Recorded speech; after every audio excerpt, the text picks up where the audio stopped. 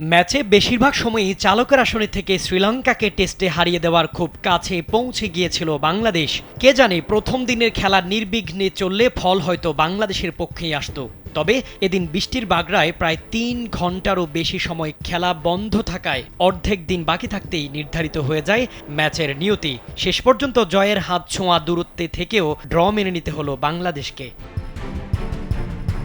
Match শেষের পর স্বাভাবিকভাবেই প্রশ্ন উঠতেই পারে, বাংলাদেশ দ্বিতীয় ইনিংসে লিড ৩০০-র কাছাকাছি না দিয়ে ২৫০ রানের ইনিংস ঘোষণা করলে বোলাররা লঙ্কানদের অল আউট করার মতো যথেষ্ট সময় পেত কিনা। এছাড়া দ্বিতীয় ইনিংসের শুরুর দিকে বাংলাদেশের ব্যাটাররা আরেকটু দ্রুত রান তুললে ফলাফল হয়তো ভিন্ন হতে পারত, এমনটা ভাবতেই পারেন ক্রিকেট প্রেমীরা। স্যান্ডেলিনা সো, রূপচর্চায় আভিজাত্য। ২৯৬ রানের জয়ের লক্ষ্যে খেলতে নেমে আক্রমণাত্মক শুরু করেছিল শ্রীলঙ্কা, তবে হিতে বিপরীত হয়েছে। দ্রুত রান তুলতে গিয়ে উল্টো দ্রুত সাজ গড়ে ফিরেছেন দুই ওপেনার। ষষ্ঠ ওভারের শেষ বলে তাইজুলকে এগিয়ে এসে খেলতে গিয়ে শর্ট চেক করেন লাহিরু উদারা, তবে টার্ন করে বেরিয়ে যাওয়া বলের লাইনে যেতে পারেননি তিনি। বল ধরে দ্রুতই উইকেট ভেঙেছেন লিটন দাস। ১৩ বলে ৯ রান করে লাহিরু বিদায় নিলে ভাঙে ৩২ রানের উদ্বোধনী জুটি। এক বল পরই ফিরেছেন আরেক ওপেনার পাথম নিশাঙ্কা। নাইমের বলে শান্তর হাতে সহজ ক্যাচ দিয়েছেন তিনি।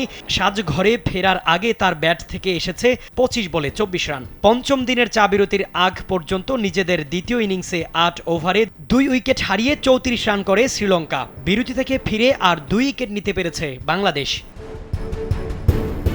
এর আগে পঞ্চম দিনের খেলার শুরুতে ১৮৭ রানের লিড ছিল বাংলাদেশের। অপরাজিত ছিলেন শান্ত এবং মুশফিক। দুজনের এদিনের শুরুটা ছিল সাবধানী আর কিছুটা ধীরগতির। সেখান থেকে অবশ্য বাংলাদেশ খুব একটা পিছিয়েও ছিল না। লাঞ্চের আগে বৃষ্টি হানা দেয়, তার ঠিক আগের বলে মুশফিক রান আউট হন ৪৯ রানে। শান্ত তখন সেঞ্চুরি থেকে ১১ রান দূরে।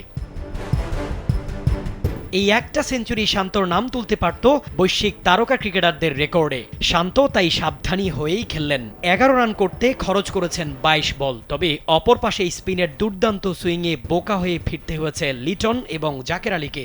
এরপর নাইম সঙ্গ দিয়েছেন দারুণভাবে। সেঞ্চুরির পর শান্ত ছিলেন আগ্রাসী। শেষ পর্যন্ত স্কোরবোর্ডে ৬ উইকেটে ২৮৫ রান তুলে ইনিংস ঘোষণা করে বাংলাদেশ। তাতে লঙ্কানদের জন্য লক্ষ্য দাঁড়ায় ২৯৬ রানের।